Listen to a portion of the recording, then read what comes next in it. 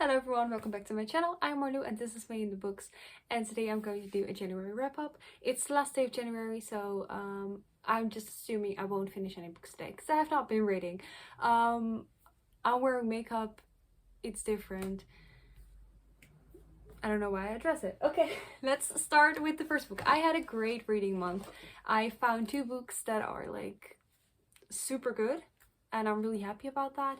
And overall, I read 9 books this month. So let's start with the first one, which is Remarkably Bright Creatures by Shelby Van Pelt. I started this as an audiobook in December and I finished it in January. I've heard a lot of great things about it, but it fell a bit short for me. I think the premise was really promising, but it didn't really give what I hoped it would give. So I gave it 3.5 stars. This is about a lady who works as a cleaner in an aquarium, and there's this big octopus there, and you see his point of view of the octopus and of the lady, and then I don't know, I don't want to like give like too much away, but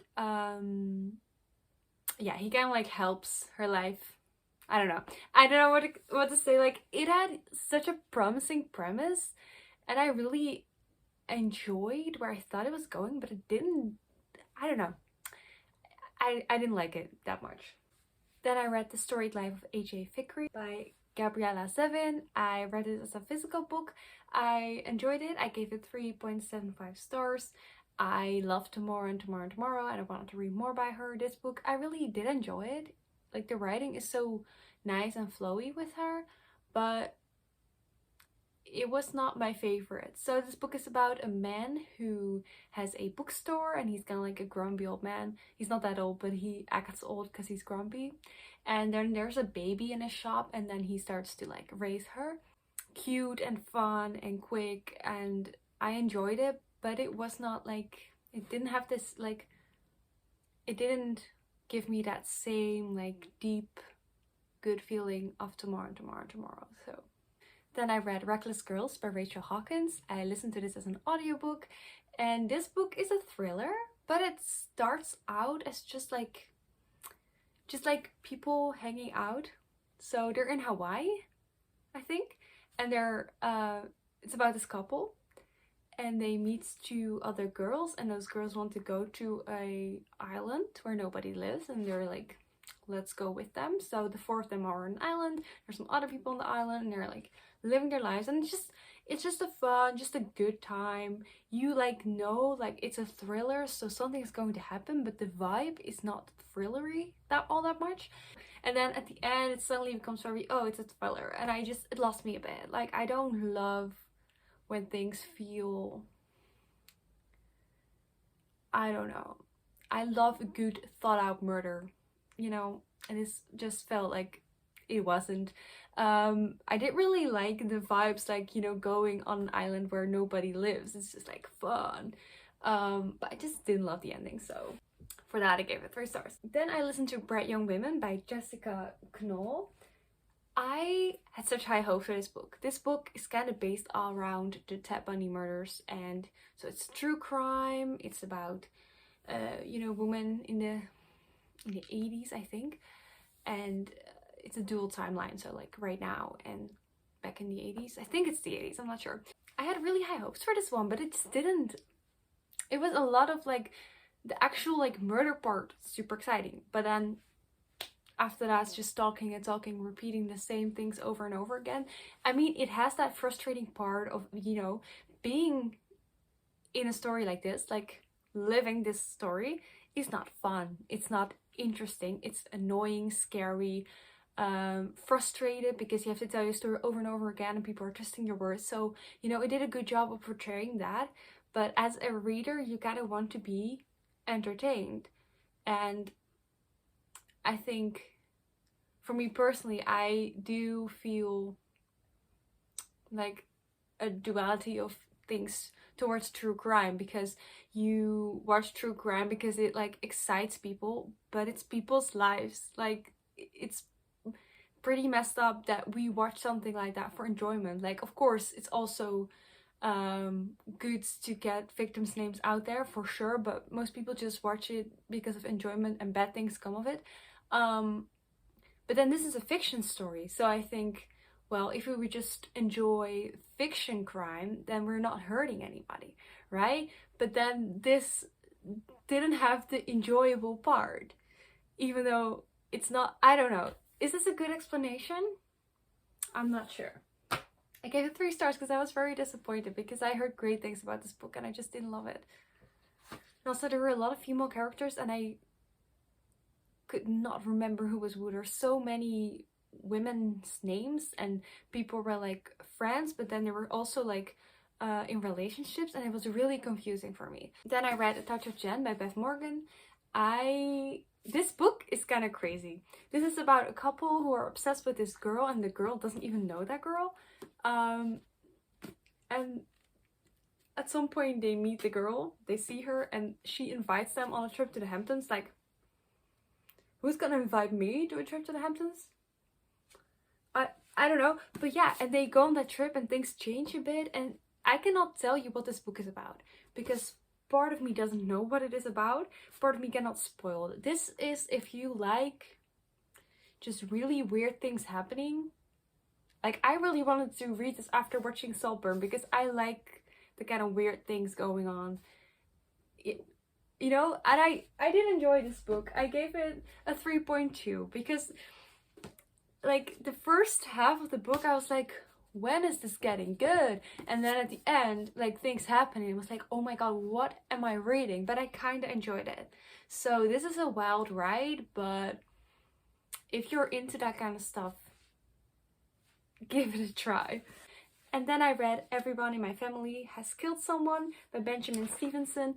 I love this. This is a whodunit, but it's so funny and clever, and it's like the person who's writing it is writing it as a book. So it's like, you know, this person is not the murderer because look at your right thumb, there's so many pages left. And I just loved how it just felt like, I don't know. I gave it 4.5 stars. This book was so enjoyable, and of course there are a lot of like crazy things happening. So you're on your toes, but at the same time you're being entertained, and it's really fun. So it's about our main character, and he's going to a family reunion in a house in the mountains to ski, I think, because his brother is coming back from jail, so they're going in reunion, and then someone ends up dead, and they're like, wow, it's probably someone in the family because everyone in this family has got someone. And it's a really clever, fun story. It's so much more fun and exciting than most whodunit stories that I've read, so I definitely recommend this. Then I listened to Little Monsters by Adrienne Brodeur. Not sure if you pronounce it like that. I gave it 3.2 stars. This is a story about 2 siblings and their dad. They're grown up now. The dad has bipolar and he's almost 70, and he feels like he needs to use his like brain power to come up with his final, like, you know, genius thing. So he stops taking his medicine, hiding it from his kids. Then the daughter is an artist, and she is, I don't know what I can say without being spoilers, but yeah. And then you have the brother who's kind of dick, and then he has a girlfriend and kids, and then there's this other woman going into the story. And this book had a lot of things that I could have loved, felt touched by, but it just couldn't quite reach it. It was like, okay, this is coming up to something, and it was just meh.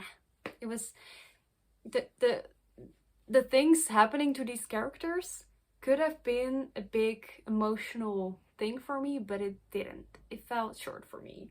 So I gave it 3.2 stars. And then I found my new favorite book.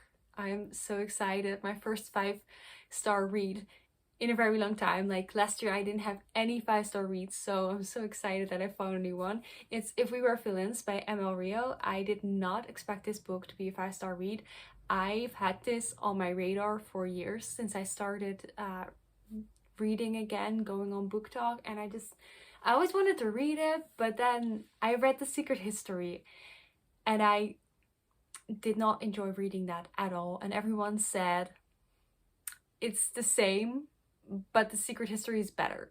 So that told me everything I needed to know. I don't need to read If We Were Villains because I'm not gonna like it. Then I finally read it because I saw it as an ebook on Nextory, and I was like, well, let's give it a shot. And I loved it. I loved it so much. So this is about a group of people who are students in this school and they're studying Shakespeare, putting up plays. It's really fun. And then someone gets murdered. We have dual timelines, so in the now, the main character is released from jail after 10 years of being imprisoned because of this murder. It's so... I cannot even tell you. You need to just go in as blind as possible, I think, to make the most of it. But it's just such a beautiful story, such beautiful beautiful writing. It's just about characters and that these people are losing themselves within their Shakespearean characters, and it's just so fascinating, and I loved it. And it's sad, but it's also so good. I enjoyed it very much, so I'm really glad that I finally read it. And then the last book I read is The Last Thing He Told Me by Laura Dave. I listened to this as an audiobook, and I have no good things to say about this book. It's a thriller. It's about this woman who's married to a man who has a teenage daughter, and this man disappears, leaves her a note, protect her, and she's like going to dig because this guy is like, her husband is like being searched for like fraud or something, and she's like, I'm gonna discover what has happened in his life. And then she goes with the daughter, digs in his past, find out what is going on with this guy, and it's just so underwhelming and boring, and it's like nothing really happens. It's not exciting. You're about to find out about this husband. By the way, I also feel like I'm getting bored of this. Like, I don't want to read about husbands anymore. Like, I'm over it. I don't, almost never enjoy it. Yeah, it's just not giving. It's a thriller, but it's not exciting. Like, the only thing, no. Like, I listen to it as an audiobook, so I don't DNF because, you know, someone reading to me, I'm not gonna just click it off, you know, it's fine. But it wasn't good, it wasn't enjoyable, so I gave it like, I don't know, what to rate a book like that? 2 stars? 2.5? I don't know, it was not good. Don't recommend it. So those were all the books I've read in January. I'm super excited about my new favorite books. If We Were Villains and Everyone in My Family Has Killed Someone. I'm super excited to have read those, and thank you so much for watching. If you're interested in seeing a journal page created about If We Were Villains, definitely check out my other channels, May Journals. Please don't forget to like, comment and subscribe, and I would love to see you next time. Bye!